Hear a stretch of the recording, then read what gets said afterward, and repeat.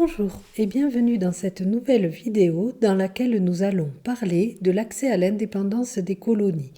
Dans cette vidéo, nous allons résumer l'essentiel du cours et je vais la faire en deux parties. Alors, je vous rappelle qu'une colonie est un territoire occupé, exploité et dirigé par un État étranger et pour la colonie, cet État qui la possède s'appelle la métropole. Alors, il y a deux manières d'accéder à l'indépendance. On va voir dans cette vidéo comment on peut accéder à l'indépendance par la négociation et on verra dans la seconde vidéo qu'on peut également accéder à l'indépendance suite à une guerre. Alors, dans cette vidéo, nous allons voir l'indépendance par la négociation et nous allons traiter de l'exemple de l'Empire des Indes. L'Empire des Indes est une colonie britannique. Donc sa métropole est le Royaume-Uni. Dans cette colonie, les leaders indépendantistes, c'est-à-dire les hommes qui sont à la tête du mouvement réclamant l'indépendance de la colonie, sont Gandhi et Nehru. Tous deux sont issus de familles aisées. Ils vont faire leurs études au Royaume-Uni et obtiennent le diplôme d'avocat. Ils utilisent des méthodes non violentes, comme la désobéissance civile, c'est-à-dire le refus d'obéir à des lois jugées injustes. Par exemple, lorsque Gandhi prône la marche du sel, c'est parce que le Royaume-Uni interdit aux Indiens de consommer du sel qui n'est pas acheté au Royaume-Uni. Donc, il va montrer aux Indiens et au monde entier que les Indiens n'ont pas besoin du Royaume-Uni pour se procurer le sel, puisqu'ils sont entourés d'océans.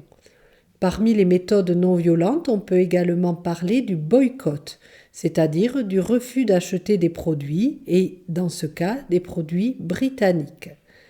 L'objectif de ces actions est toujours de montrer que l'Inde peut se passer du Royaume-Uni, qu'elle peut très bien vivre sans lui.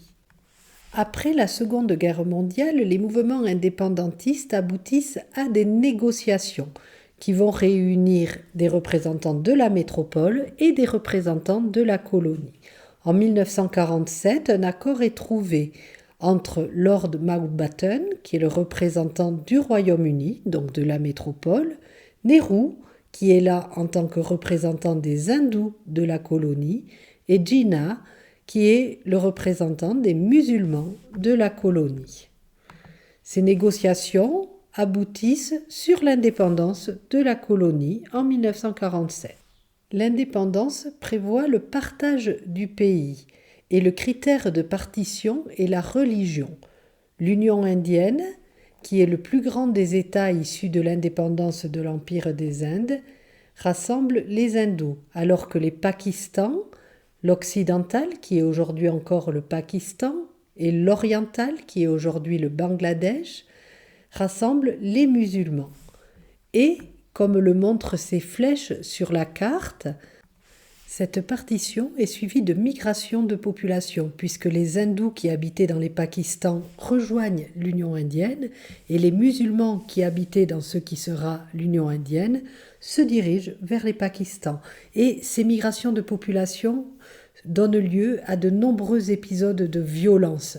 Et c'est dans ce contexte que Gandhi, lui qui a toute sa vie prôné la non-violence, va mourir assassiné en 1948.